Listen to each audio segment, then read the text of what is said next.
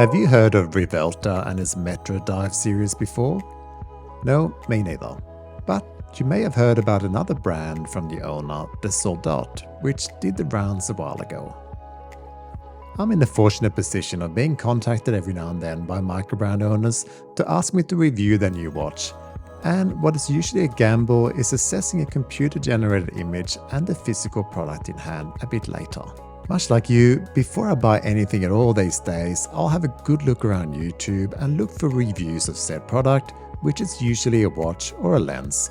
And you just want to see someone handle it, place it in real-world situations, and reassure oneself that this is actually worth your money. The Metrodive looks great in theory. Here's a heavily Sinn watch-inspired watch selling at a quarter of the price. And before you start talking about that brand's many high-tech features such as tegimented discs or gas-filled case that, the Sinn 104 STSA, which is clearly the inspiration here, has none of those things. It's just an admittedly beautiful design with a Solita movement and less of the high-tech stuff of its larger siblings. So how close to the 104 can you get at far less money? Other than the visuals which you can see yourself here today, which are very good and clearly attractive, what we'll cover off today is the feel and vibe of this Metrodive. And since I've handled at least 30 Sinn watches in my time, including several 104s, I'll be in a position to give you an accurate idea of whether you should buy this today or not. This is not a paid video, but I've been given a discount promo code of 15% off, which I'll put in the description of the video if you like what you see here. None of that goes to me, it's just a straight up discount to you. So let's find out if Indonesia can give Germany a run for their money, shall we?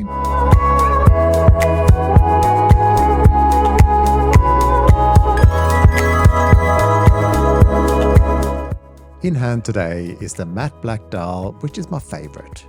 You can also get a grey dial with black bezel and a black dial with a steel bezel.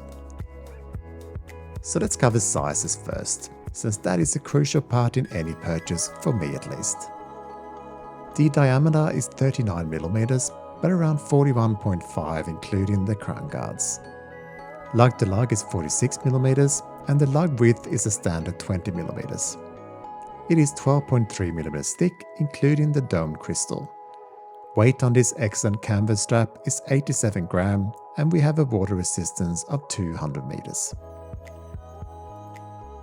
Getting up close with the dial, it's all printed indices, numbers, and the logo.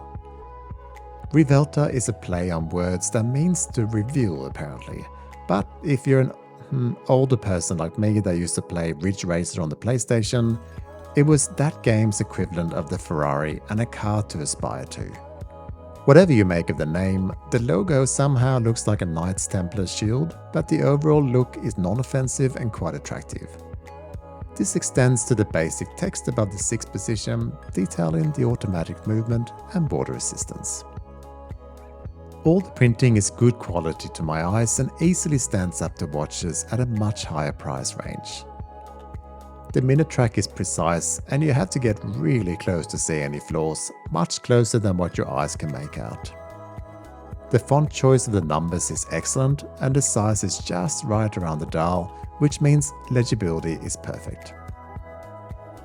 The minute hand is on the slimmer side, but I've worn the watch regularly in all light conditions, including pitch black, and I'll never struggle to make out the time despite it being almost as slim as the seconds hand. A nice trick often used by Sinn and of course many others is the center part being blacked out so your attention is drawn to the white luminous material within the black hands. The date window is a little deep, but I'd say it's within proportion on this dial, size-wise. I'd happily live without it, but I know it's a must for many. The bezel holding a sapphire crystal in place is a countdown bezel that can be turned in both directions. In simple terms, set the minute hand to 10 and keep an eye on the hand hitting the 0, in this case the triangle marker. Quite useful and different to the usual dive bezel. This is also the first time you notice a difference in quality to the Sinn inspiration. The 60-click bezel with its steel insert feels good, but it's not as extreme German precision as you only really get from Sinn and Damasco. But to be clear, it's more than good enough and has just the right feel for what I would expect in this price range. The case differs from Sinn with its curved, stubby lugs. They are drilled, which is a good move, and I like the straight up matte brushed finish. The crown guards is where we're back to Sinn inspiration again, and they look great in my opinion. The 7mm crown is easy to grip and it's also signed with an R for the logo, which is always appreciated. The back of the watch has another large logo on the screw-in case back and some specs. Behind that hides the Miyota 9015, which is a solid choice that all micro brands swear by as one of the most reliable movements around with its 42-hour power reserve. It's cheap to service, and in this case, thanks to a well-designed case, not too noisy, so there really is nothing to complain about here. The strap is surprisingly excellent. It's a nylon fabric canvas strap, which is leather backed on the inside and also reinforced to ensure it'll last for a long time. The buckle is signed and polished, which I'd like to have brushed to match the case, but overall this is a very solid option and easily one of the best canvas straps I've ever had supplied with a watch. It's comfortable, pliable and very attractive on the wrist. The Lume is surprisingly good with just the right amount. Perhaps slightly weak on the minute hand, but a wise decision here to do pips around the dial rather than the full numbers.